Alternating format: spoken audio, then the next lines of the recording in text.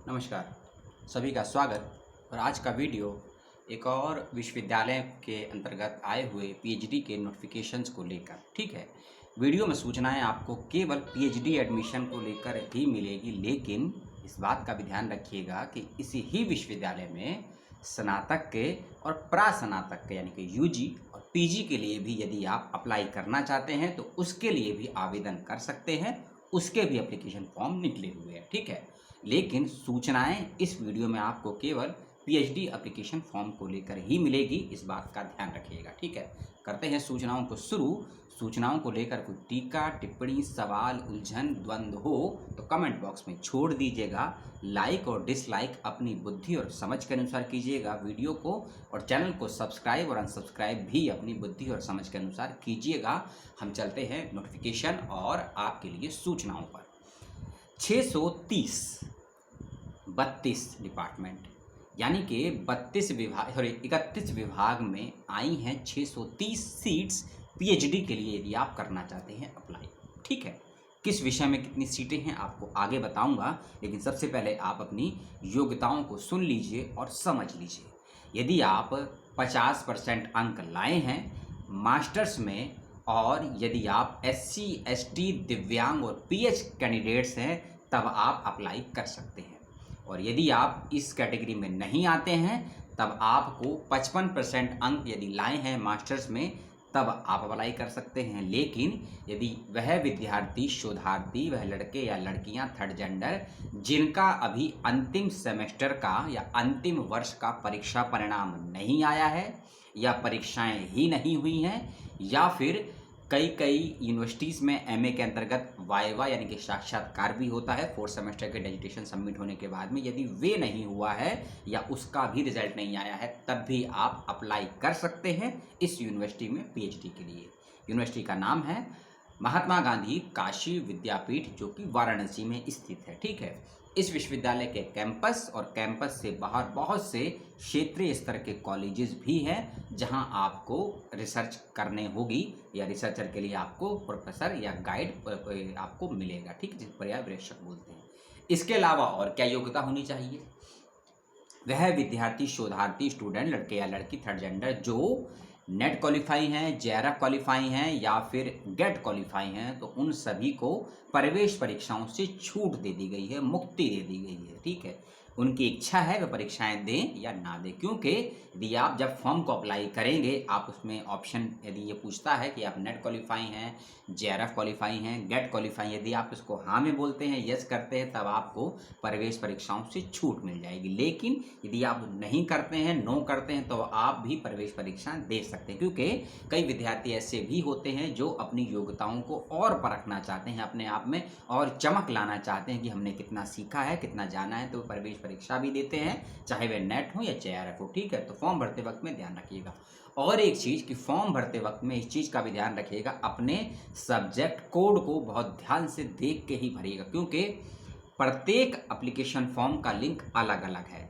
31 subject है, 31 registration के link हैं, तो अपने सब्जेक्ट और कोड को ध्यान से देख लीजिएगा, तब कीजिएगा नामांकन।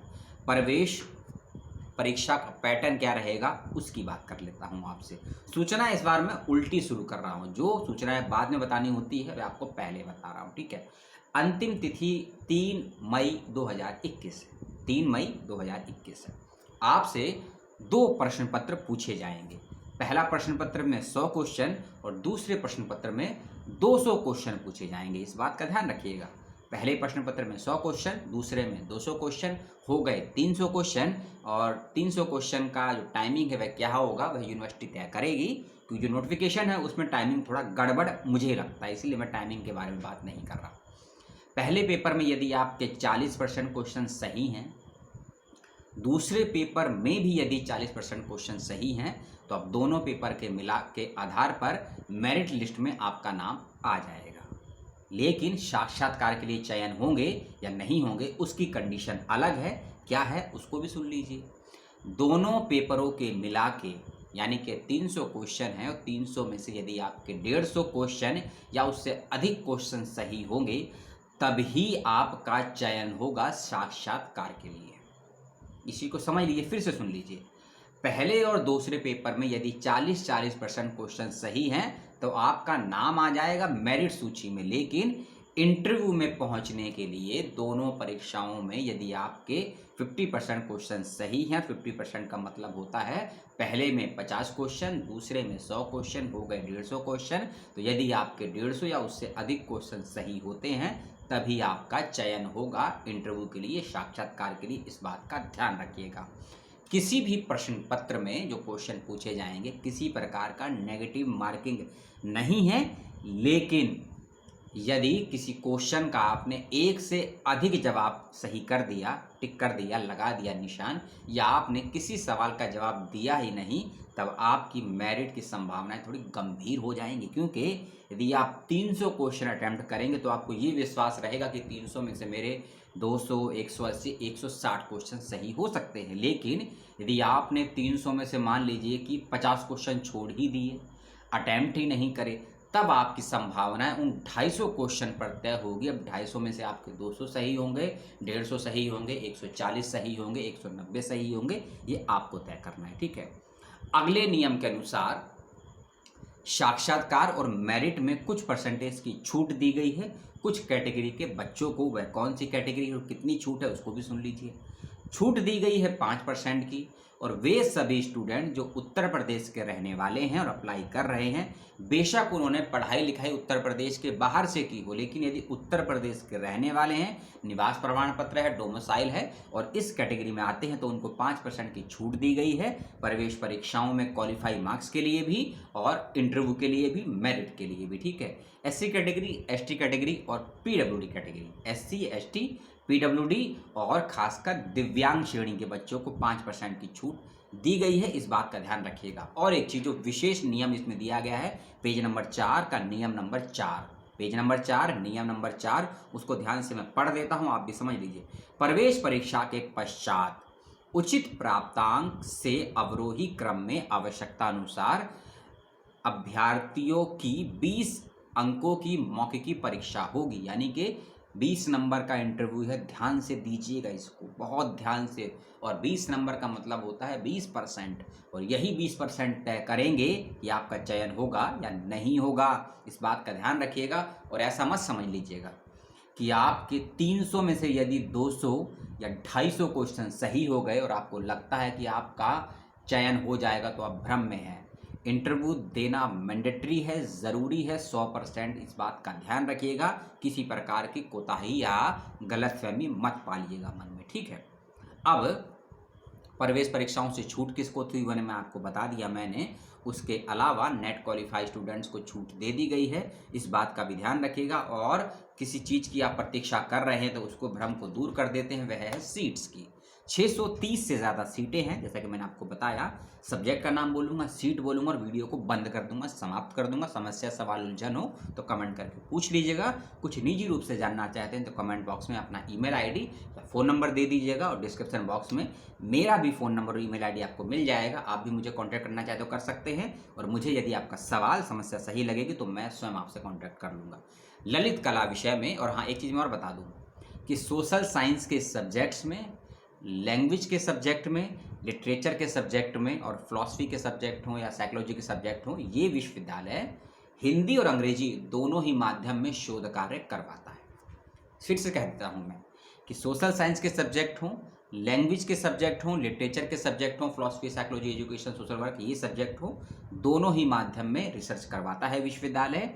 पेपर परीक्षा भी शायद दोनों ही माध्यम में आएगी, हिंदी में भी, अंग्रेजी में भी। सिनॉप्सिस यानी कि रिसर्च प्रपोजल भी आप दोनों ही भाषाओं में बना सकते हैं, और इंटरव्यू का माध्यम भी दोनों ही रहेगा। लेकिन सिनॉप्सिस यानी कि रिसर्च प्रपोजल, शोध प्रस्ताव बनाते वक्त एक ही बात का ध्यान रखिएगा, भाषा को मिक्स मत कीजिएगा, या हिंदी में बनाइएगा या अंग्रेजी में बनाइएगा। यदि फिर भी किसी कैंडिडेट्स को सिनॉप्सिस डिज़ाइन करते वक्त में कुछ अंग्रेजी शब्दों का चयन करना ही पड़ता है, ऐसा लगता है कि चयन ही करना पड़ेगा, तो इस बात का ध्यान रखिएगा उस शब्द का हिंदी में क्या अर्थ होता है, क्या मायने, क्या मतलब होता है, उसको सिनॉप्सिस में ज़रूर मेंशन कीजिएगा, या ब्रैकेट में करके या फिर सिनॉप्सिस के नीचे या लास्ट में मेंशन कर दीजिएगा। इस बात का भी ध्यान रखिएगा। ठीक है।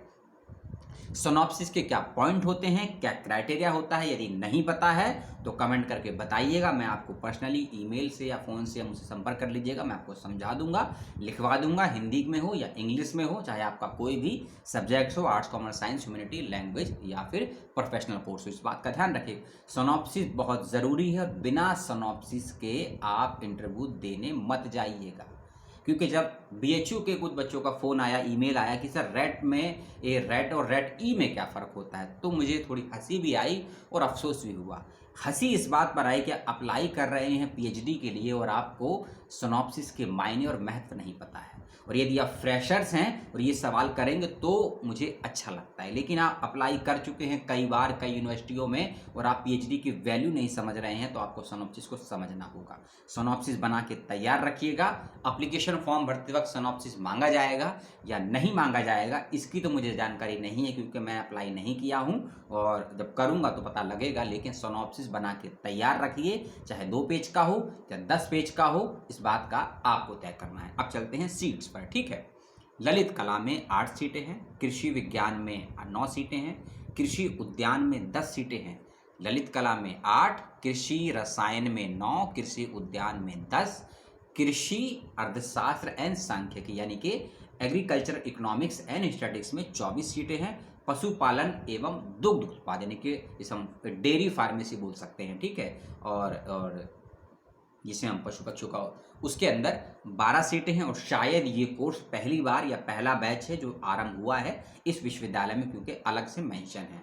कंप्यूटर साइंस में 2 सीट हैं, गृह विज्ञान में 10, वनस्पति विज्ञान में 30, प्राणी विज्ञान में 23, स्टैटिक्स यानी कि सांख्यिकी में 17, मैथमेटिक्स में 20, फिजिक्स में 35, केमिस्ट्री में 31, ज्योग्राफी यानी कि भूगोल में 10। एक विषय है इसे हम बोलते हैं संगीत, म्यूजिक, और उस संगीत में भी एक होता है वाद्य यंत्रों को बजाना, एक होता है मुंह से गायन करने से हम सिंगिंग बोलते हैं।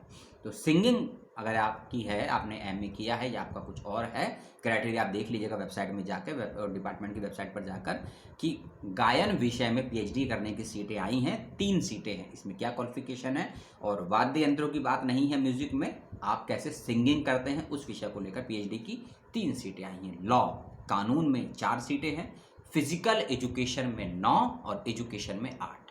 कंफ्यूज मत होइएगा सब्जेक्ट में, फिजिकल एजुकेशन में 9 और एजुकेशन में 8 सीटें आई हैं। कॉमर्स यानी कि प्रबंधन, जिसे हम वाणिज्य भी बोलते हैं, उसमें 42 सीटें हैं।